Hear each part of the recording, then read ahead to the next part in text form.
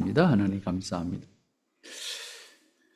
하나님의 은혜 안에서 부름받은 저희들인 것을 고백합니다.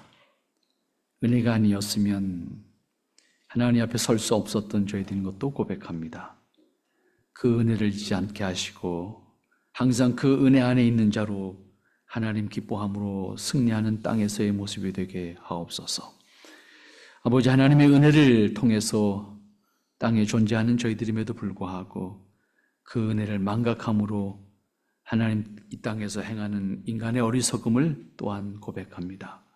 아버지요, 오직 하나님의 긍휼히 여기심을 구하올 수밖에 없사오니 아버지의 긍휼히 여기심이 우리 안에 있기를 소망하고 하나님의 긍휼히 여기심을 통해서 하나님 앞에 설 수 있는 저희들 되게 하옵소서. 또한 아버지 앞에 돌이켜서서 아버지의 은혜를 드러낼 수 있는 저희의 모습이 되게 하시고 그 은혜를 드러냄으로 말미암아 땅에서 하나님 영광된 기쁨을 찬양으로 노래할 수 있는 저희들 되게 하옵소서. 또한 영원히 주님을 노래할 수 있는 심령들로 소망을 가지게 하여 주시옵소서.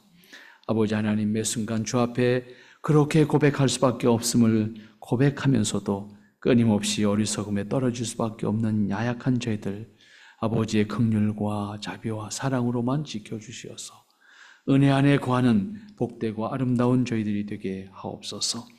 이 시간 하나님 말씀을 상고하기 원합니다. 하나님, 이 말씀을 통해서 하나님 앞에 서야 하는 저희들 다시 하나님 앞에 온전한 모습으로 설 수 있도록 복되게 하시고 아버지의 은혜를 잊지 않는 저희들 되게 하옵소서. 예수님의 이름으로 기도하옵나이다. 아멘.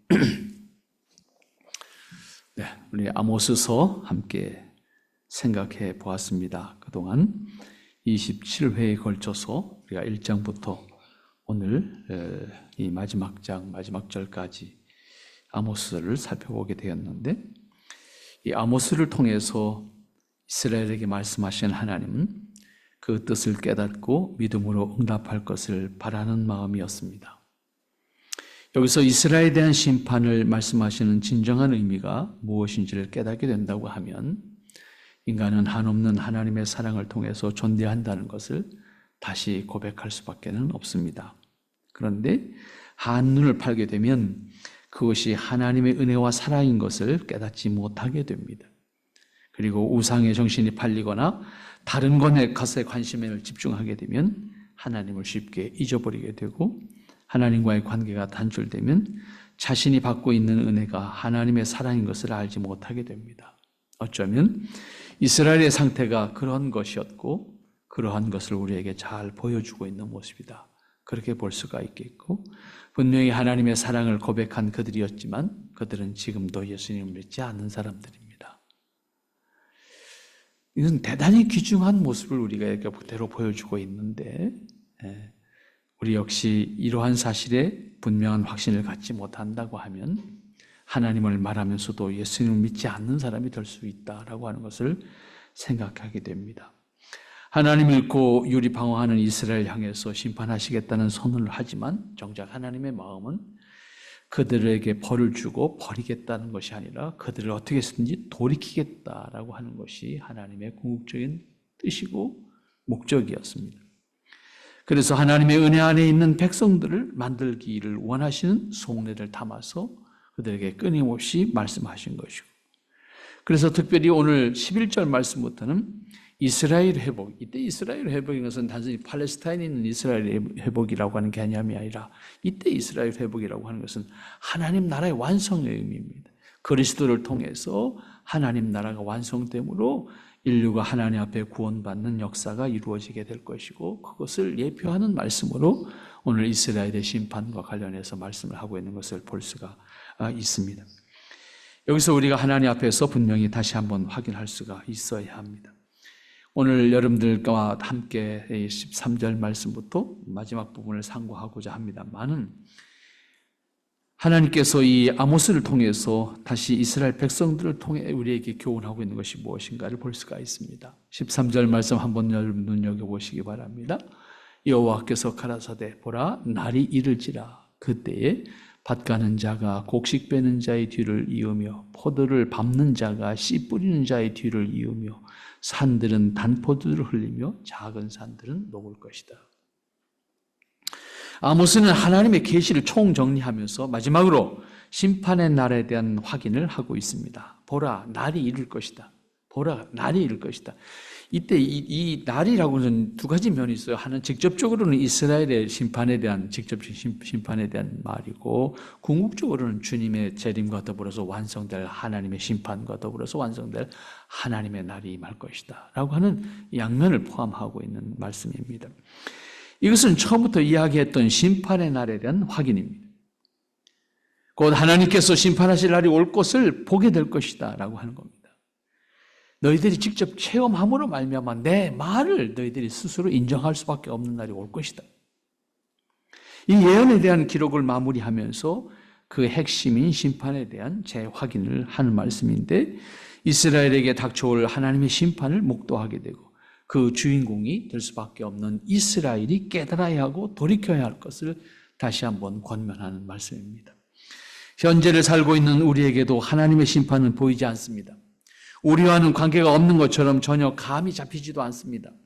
특별히 태평한 시대를 살 때 심판을 말한다고 하면 더욱 그것은 자신들과 관계가 없는 것으로 느껴지게 됩니다. 따라서 이러한 예언의 말씀은 와닿지 않습니다. 전혀 현실감을 느낄 수가 없기 때문입니다. 뭔가 세상이 위기를 경험하게 되고 위기를 직감하게 되고 그 위기에 내가 처하게 되면 이게 뭔가 어떻게 될까라고 하는 것에 대해서 불안감을 가지게 되고, 그로 인해서 뭔가 이 징조가 종말을 의미하는 징조인가 뭐 이런 생각을 하면서 고민들을 하게 되는데, 그렇지 않게 된다면 그만두도 하지 않는다는 거지요. 그러나 우리가 다시 한번 기억해야 합니다. 신앙은 보이지 않는 하나님을 믿는 것입니다. 그렇죠? 마찬가지로 하나님의 영원히 갖고 계신 뜻을 믿음으로 아는 겁니다. 그런 의미에서 우리는 믿음으로 보는 겁니다. 이걸 우리는 분명히 기억하지 않으면 안 돼요. 그래서 우리는 말씀을 믿고 그 말씀에 담겨져 있는 하나님의 약속을 사는 겁니다. 그게 우리의 믿음의 삶이라고 하는 거예요. 하나님의 뜻을 깨달아서 응답하는 삶을 사는 것이 믿음의 삶이다 그 말이에요. 그래서 늘 말씀드리잖아요. 기독교 신앙은 요행을 추구하는 신앙이 아니라 하나님의 말씀을 사는 거예요. 내가 깨달은 것을 그냥 사는 거예요. 그게 신앙이라고요. 특별한 재주를 부리라는 것이 아니고 특별한 뭐라 하라는 게 아니에요. 하나님 말씀 깨달은 걸 그냥 살라는 거예요. 하나님과의 관계 속에서 그 말씀을 살아라, 그런 얘기입니다. 그것이 삶의 도리고 하나님과의 관계에 있어서 하나님 앞에 인간이 서야 되는 자세다라고 하는 거죠. 단지 자신의 필요나 위기를 극복하기 위한 수단으로 신앙을 하는 게 아니다 그 말이에요. 사람이 살다 보면, 특별히 아담 이후의 형벌의 상태에서 살다 보면 우리가 위기를 당하게도 되고 우리가 원치 않는 어떤 어려움을 당하게 됩니다. 그건 하나님 형벌의 상태에 있는 우리의 역이기 때문에 누구든지 이것을 거부할 수가 없어요. 죽음을 거부할 수 없는 것처럼 다 누구든지 당할 수 있는 거예요. 그러나 그 과정을 경험하면서 우리는 하나님을 깨닫는 거예요. 이것이 뭔가? 그것은 신앙을 가지게 되는 동기, 혹은 하나님과의 관계를 회복하는 동기, 하나님을 알게 되는 동기, 그런 동기가 돼요. 형벌의 과정을 통해서. 그러나 그것 자체가 목적이 아니다 그 말이에요. 단순히 그런 위기를 극복하기 위한 것이 목적이 아니다 그 말이에요. 궁극적인 그 과정을 통해서 하나님께서 인간을 창조하시고 주셨던 그 평안, 하나님과의 관계 속에서 영원히 복락을 누릴 수 있는 그 관계, 그걸 우리가 찾고 회복할 수 있도록 하시고자 하는 것이 하나님께서 우리에게 믿음을 주시는 이유고 우리를 구원하시고자 하는 이유 아닙니까? 그러므로 우리는 그걸 찾아야 되는 거예요. 우리가 이 땅에서 살면서 경험하는 게 되는 것들은 결코 영원한 것들이 아닙니다. 영원한 것은 오직 하나님 안에만 있습니다. 그러므로 현재에서 미래를 바라볼 때 단순히 내일이 아니라 영원한 미래를 볼 수 있어야 되는데 그 영원한 미래를 우리는 볼 수가 없어요. 그런데 보게 해주셨어요. 하나님의 말씀의 기록을 통해서 그 나라가 있음을 말씀하셨고 그 나라가 어떠한 것임을 우리에게 말씀하셨다고. 그런데 영원한 미래를 지식으로 볼 수 있는 것이 아니라 믿음으로 볼 수 있다는 거예요. 믿음이 없이는 영원한 미래를 알 수가 없다는 말씀입니다. 영원한 미래는 막연한 것이 아니라 하나님께서 선지자들을 통해서 알게 하시고 성령님을 통해서 믿게 하신 것입니다. 그러한 의미에서 믿음이 없이는 영원한 미래를 알 수가 없습니다. 하나님은 아담 이후에 타락한 인간과 세상에 대해서 최종적으로 심판할 것을 말씀하십니다.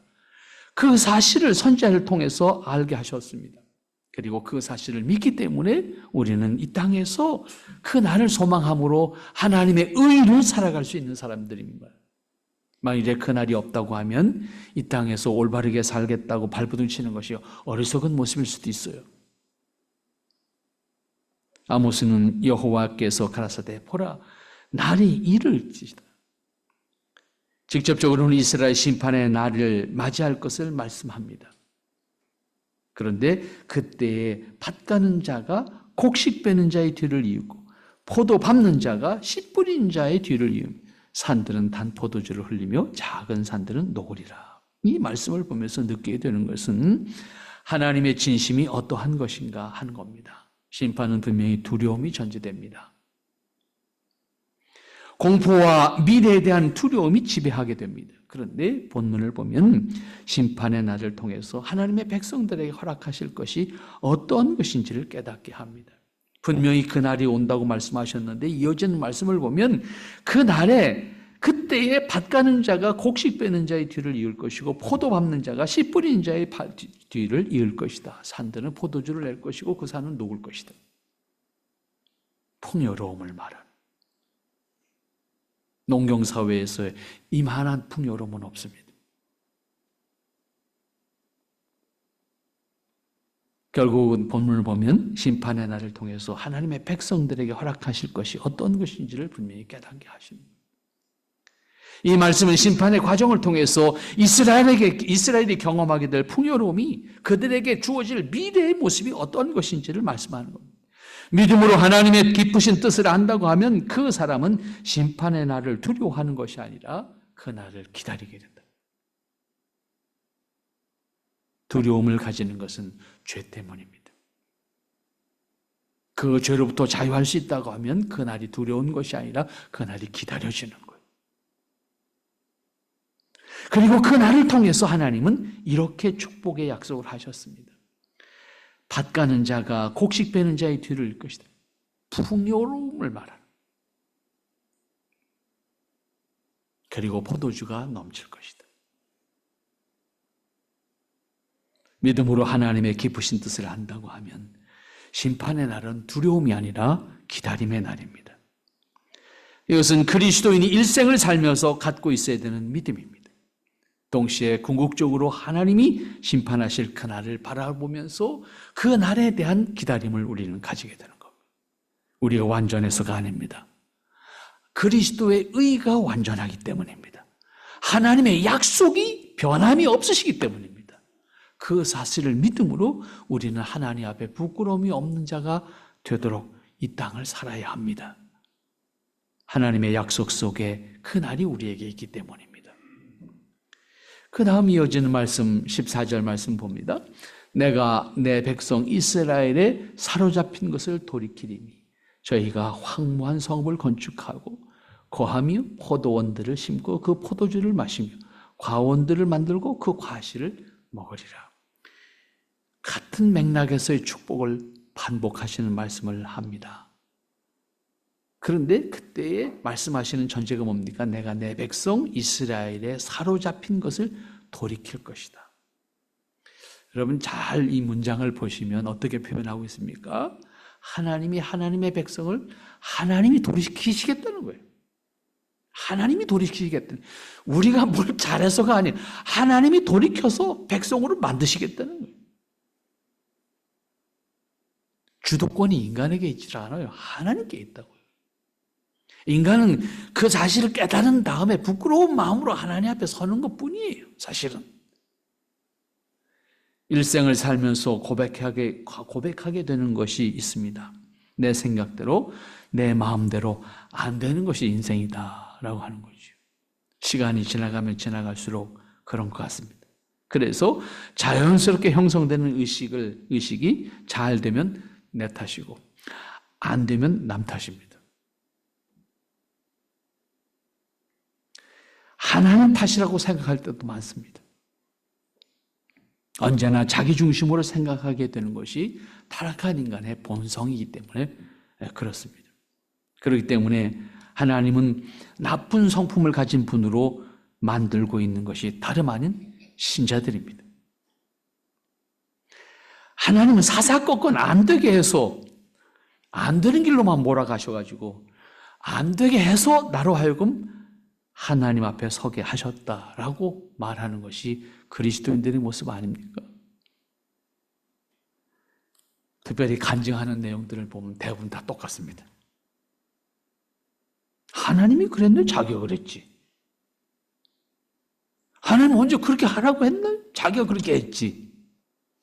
그런데 고백하는 내용을 가만히 들어보면 하나님이 그렇게 했대. 하나님 얼마나 깝깝하겠어 이게.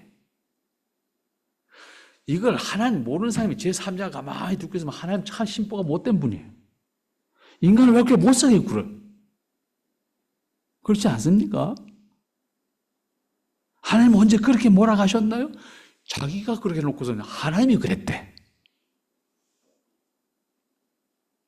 우리가 조금만 생각해 보면요, 그 단어 하나가 바뀌는 게 얼마나 하나님 앞에 우리가 송구한 것인지를 생각할 수가 있어야 합니다. 하나님이 우리를 그렇게 부정적으로 몰아가시는 것이 아닙니다. 우리 타락한 본성이 그 길로 행한 거예요.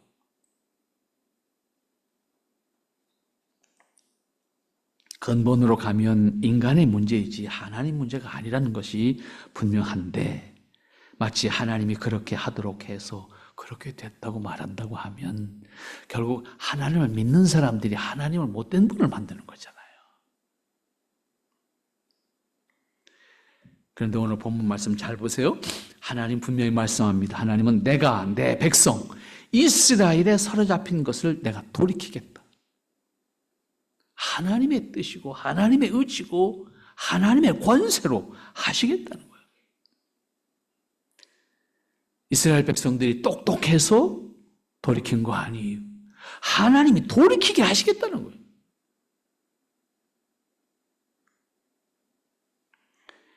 이것은 하나님께서 자신의 백성을 돌이키게 하시겠다는 분명한 의지를 밝히시는 겁니다. 내가 내 백성을 돌이키겠다. 이 표현은 하나님께서 택하신 백성에 대한 소유권과 함께 관할권을 분명하게 말씀하시는 겁니다. 하나님의 백성이기 때문에 하나님께서 그 백성을 하나님께로 돌이키게 하시겠다는 겁니다. 만일 그 백성이 돌이키지 않으려고 하면 하나님께서 강제로라도 돌이키게 하시겠다는 겁니다. 이것은 앞에서 말씀드린 것처럼 안 되면 조상 탓하고 특별히 힘없는 사람 탓한단 말이에요. 언제든지 가만히 보면 특별히 이 주술적 신앙을 하는 사람들의 세계를 가만히 들여다보면 항상 그렇습니다. 점쟁이들한테 점치면요 꼭 누구 탓하는데 그 누가 누굽니까? 없는 사람이에요. 죽은 사람, 조상 탓한다고요, 항상. 조상 묘자리 잘못 썼다든지. 그 다음에 또 제일 힘없는 사람, 며느리 잘못 들었다고 며느리 탓하잖아요. 잘 생각해보세요. 얼마나 이게 허황된 건가. 근데 다 믿어요. 그럼 왜 점쟁이는 죽은 사람 탓하고 며느리 탓하나요? 덤빌 사람이 아니니까. 덤빌 수 없으니까. 죽은 사람이 나타나서 내가 언제 그러냐고 나타날 겁니까?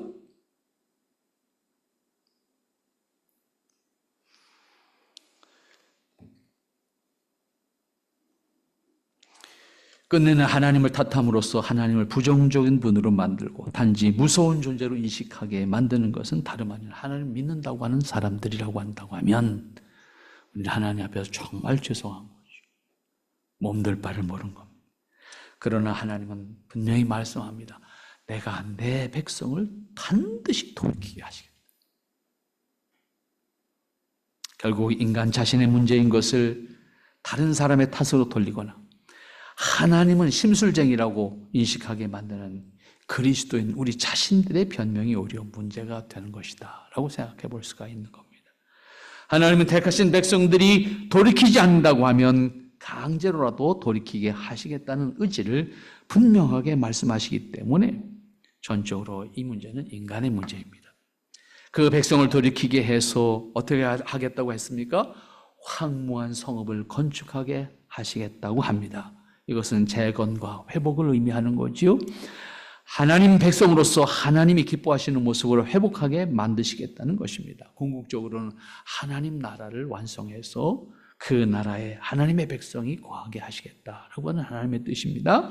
심판의 과정에서 폐허가 된 이스라엘을 다시 건축하게 하시겠다는 말씀이고, 건축주는 건축이라고 하는 것은 삶의 터전을 의미하는 것이 아닙니까? 그래서 사람들로 하여금 그곳에 거하게 할 수 있는 공간을 만들어 주시겠다. 사람이 굉장히 강한 사람 존재 같지만 결국은 사람이요, 자기가 거할 수 있는 공간이 필요한 거예요.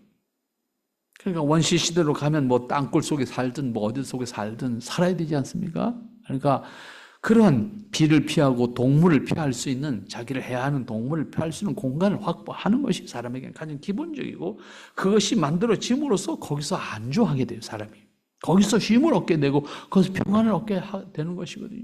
하나님께서 우리에게 허락하시는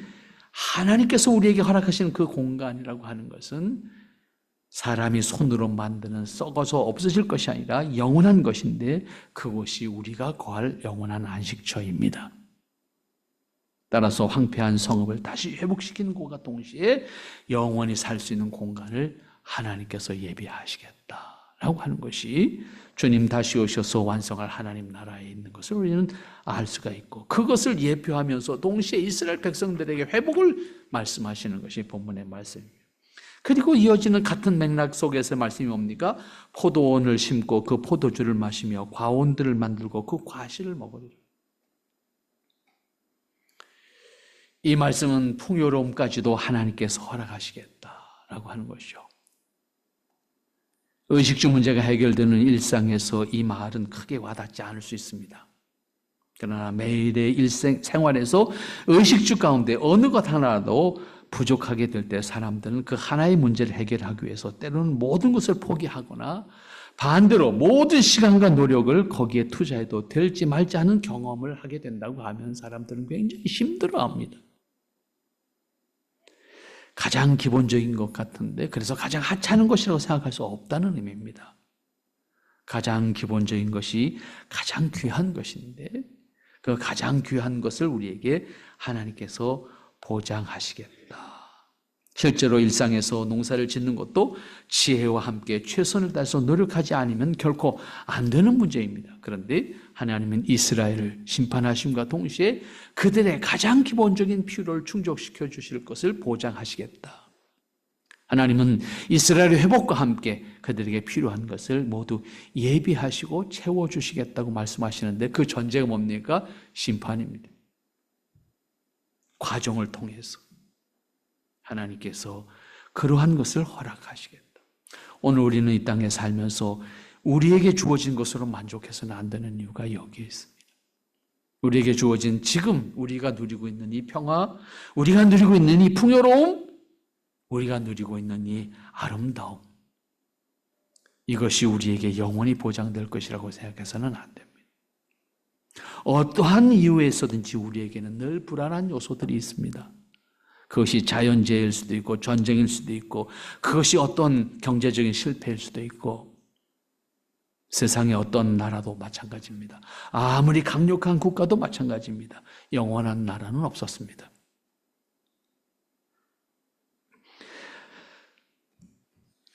그 다음 15절 말씀을 보십시다. 내가 너희를 그 본토에 심으리니 저희가 나의 준 땅에서 다시 뽑히지 아니하리라. 이는 네 하나님 여호와의 말씀이니라. 결정적인 한 말씀을 남기지요. 뭐라고 표현하십니까? 내가 저희를 그 본토에 심겠다. 본토라고 하는 의미는 역시 두 가지 의미야. 하나는 이스라엘의 실질적인 회복을 의미하는 것이고, 궁극적으로는 하나님 나라의 회복을 의미하는 것이고, 하나님 나라의 백성들을 하나님께서 어떻게 하시겠다? 심겠다는 표현을 했어요. 우리는 심겨지는 사람입니다. 내가 스스로 심을 수 있는 사람들이 아닙니다. 하나님이 우리를 심는 겁니다. 어디다가? 본토에다. 본래 거해야 될 곳에. 본래 거해야 될 곳에 우리를 심게 돼. 결국 아모스가 마지막으로 남기는 말씀은 결정적인 의미를 가진 것이다 볼 수 있는데, 하나님이 심판의 말씀을 하시는 것은 일시적이거나 임시적인 처방을 위한 것이 아니라고 하는 사실을 말씀하고 있는 겁니다. 여기서 표현하고 있는 내용을 보면 더 확실하게 이해할 수 있는데, 내가 저희를 그 본토에 심으리라. 여기서도 강조되어지는 주어가 눈에 띄는 것이 뭡니까? 내가, 하나님이 저희를 그 본토에 심으시겠다. 그들의 땅에다가 심겠다. 하나님께서 그들에게 허락하신 땅에 라는 의미로 의역을 한다고 하면 궁극적으로는 하나님 나라를 의미하는 겁니다. 하나님 나라의 백성으로 하나님이 삼으시겠다. 이스라엘이 거해야 할 땅, 영원한 나라에서 하나님을 기뻐하는 무리가 하나님의 은혜와 성호를 화답하는 가운데 거하게 하시겠다는 하나님의 선언입니다. 하나님께서 그 백성을 하나님 예비하신 땅에 허락하시고 그 백성들과 더불어 영원히 기뻐하시겠다. 다시 말하면 하나님 나라의 통치권을 가지신 하나님께서 그 백성을 그들의 땅에 거할 수 있게 하시겠다는 겁니다. 그런데 그것은 최후의 심판을 통해서 이루실 것입니다. 그러한 의미에서 하나님께서 심판을 말씀하시는 것은 하나님 나라의 완성은 예수님의 재림과 함께 그 백성이 거할 수 있도록 하나님께서 직접 그 백성들을 그 나라에 심으시겠다. 이주시키시겠다. 이런 표현이 되겠죠. 하나님의 백성을 하나님의 주권으로 하나님께서 예비하신 곳에 심으시겠다. 이주시키시겠다라고 하는 말씀입니다. 그런데 이어지는 말씀은 저희가 나의 준 땅에서 다시 뽑히지 아니하리라. 이 말 또한 중요한 말이에요. 이주시켜 오신 다음에 결코 누구도 뽑아가지 못하게 하시겠다. 하나님의 백성을 심판을 통해서 구별하시되 그들은 하나님께서 예비하신 땅에 거하게 하시되 다시 뽑히지 않을 것으로 누구도 그 자리를 다시 흔들리지 못하도록 심판을 통해서 구별하신 하나님 백성들에 대한 신분을 하나님께서 보증하시겠다 말씀하시는 겁니다. 하나님께서 구별하신 자를 다른 무엇, 어느 누구에 의해서도 바뀔 수 없도록 견고하게 하나님께서 그 신분과 그 나라를 보증하시겠다 라고 하는 말씀입니다. 우리는 여기서 위로를 받는 거예요. 하나님의 불변하신 이 약속 때문에 우리는 위로를 받는 거예요. 내가 뭘 잘해서 위로를 받을 수 있는 것이 아니에요. 하나님 앞에서 우리가 하나님에 의해서 보증되고 있다는 사실을 깨닫기 때문에 하나님 앞에 위로를 받고 동시에 우리는 다시 용기도 가질 수가 있는 거예요. 그렇지 않으면 용기조차 가질 수가 없는 거예요. 나의 준 땅에서 곧 하나님께서 예비하셔서 허락하신 땅에서 하나님 백성들을 빼앗거나 다시 뽑아낼 수 없게 하시겠다 말씀하시는 겁니다. 이러한 표현은 하나님의 주권과 뜻이 불변하다는 강조입니다. 또한 하나님 나라 백성들의 신분에 대한 보장은 하나님의 권세와 주권에 의한 것이다 라고 하는 것을 알 수가 있습니다. 사람이 특별한 능력이 있거나 그 사람이 특별한 신앙을 가졌기 때문에 그 신분이 보장되는 것이 아니라 하나님께서 자신의 백성에 대한 주권을 포기하지 않으시기 때문에 불변한 뜻과 의지를 가지고 있기 때문에 하나님 자신이 택하신 백성에 대한 신을 보장하시고 있기 때문에 우리는 위로를 받을 수 있고 소망을 가질 수 있다라고 하는 겁니다.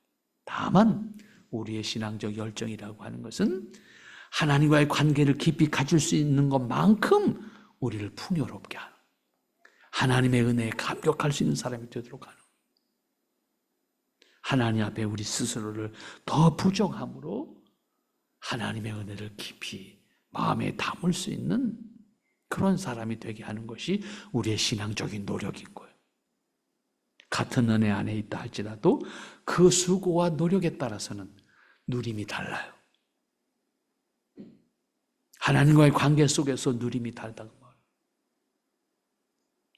하나님의 허락이 없이는 누구도 그 신분을 빼앗거나 바꿀 수 없다는 뜻을 밝히는 말씀임으로써 우리는 이 말씀을 통해서 다시 위로와 소망을 가지게 되는, 이렇게 아모스를 통해서 이스라엘 심판을 말씀하신 궁극적인 목적은 단지 그들을 책망하거나 벌 주는 것을 목적으로 하는 것이 아니다 라고 하는 말씀을 우리 시작부터 반복했습니다.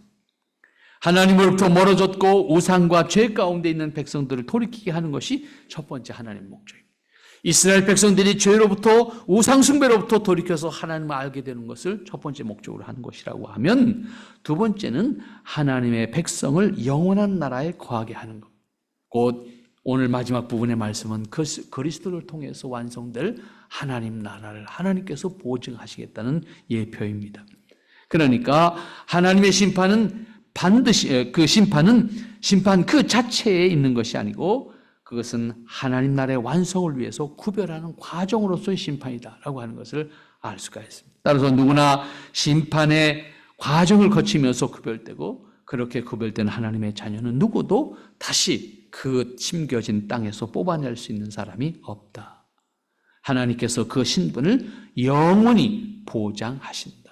하나님의 의지와 뜻이 불변하시다. 그러므로 그리스도인의 신앙은 단지 일시적인 필요를 채우는 것을 목적으로 하는 신앙이 아니다. 영원한 하나님 나라를 바라고 영원한 하나님 나라를 믿고 그 나라를 하나님이 주관하시고 그 나라 안에서 하나님의 뜻을 이루는 주인공으로 우리를 세우셨다는 사실을 믿음으로 사는 겁니다. 그런데 그 삶은 거기 가서만이 아니 지금 사는 겁니다. 지금 우리가 이 땅에서 하나님의 말씀을 통해서 지금 사는 거예요. 늘 말씀드립니다. 신앙은 수단이 아닙니다. 그 자체가 우리의 삶입니다. 그러나 수단이 될 수가 있어요. 언제? 내가 믿음을 가지게 되는 동기, 이로서는 수단이 될 수 있어요. 그러나 그 자체가 목적은 아닙니다. 우리를 향하신 하나님의 영원한 뜻과 언약에 대한 믿음이 흔들리지 않고 우리 하나님 앞에 설 수 있는 것은 하나님의 은혜가 우리에게 주어졌기 때문입니다. 그리고 하나님이 불변하신 그 뜻을 가지고 계시기 때문입니다. 그러므로 그 은혜를 깨달은 사람이라고 하면 우리는 다른 것이 아니에요. 하나님의 뜻 앞에, 하나님의 은혜 앞에 우리가 신실하게 살아가는 거예요. 하나님 말씀 방식과 원리를 따라서 살아가는 거예요. 그랬을 때 우리 안에 자유가 있고 우리 안에 평화가 있고 그리고 우리 안에 회복이 있습니다. 사람의 문제, 관계의 문제, 모든 일들이 하나님 뜻에서 벗어나 있는 상태에서 수단과 목적으로 생각하고 쟁취하려고 노력하는 과정 속에서 만들어지는 것들입니다. 같은 상황 속에 살지만 마음이 힘들고 지칠 수밖에 없도록 되어진 것이 이 세상의 구조고 상황입니다. 그러므로 우리는 그리스도 안에서 하나님께서 약속하신 것을 믿고 그 약속을 살아가는 사람들로 이 땅을 살아갈 때 진정한 평화와 소망을, 그리고 진정한 하나님의 은혜 안에서의 삶이 어떤 것인가를 우리가 체험하면서 살아갈 수 있는 사람이 된다는 사실을 기억하고, 하나님의 말씀 다시 한번 아모스를 통해서 하셨던 말씀 기억하면서 이 땅에서 함께 승리하는 여러분과 제가 되기를 원합니다. 기도합니다. 거룩하시고 자비로우신 아버지, 은혜를 감사합니다. 하나님께서 허락하신 은혜와 사랑 안에서 우리를 밝히 인도하시고 살펴주시며 하나님의 거룩하신 은총과 사랑과 은혜 안에 거하는 저희들의 모습이 되게 하시고, 하나님의 거룩하신 은혜와 사랑을 늘 간직할 수 있는 믿음의 사람들이 되게 하여 주시옵소서. 아버지 하나님, 권능과 사랑과 은혜로 우리를 지켜주실 때 하나님 앞에 부족함이 없도록 늘 살펴주시고, 하나님의 거룩하신 은혜와 의를 이룰 수 있는 믿음의 권속들로서 우리를 지켜주시옵시며, 우리를 향하신 하나님의 크신 은혜와 아버지 하나님의 기뻐 받으시는 크신 은혜를 다시 마음에 간직하고 세상을 이겨 하나님의 뜻을 살아감으로 하나님 앞에 영광을, 하나님 앞에 기뻐함을 함께 드릴 수 있는 저희 모두가 되도록 축복해 주시옵소서. 예수님의 이름으로 기도하옵나이다. 아멘.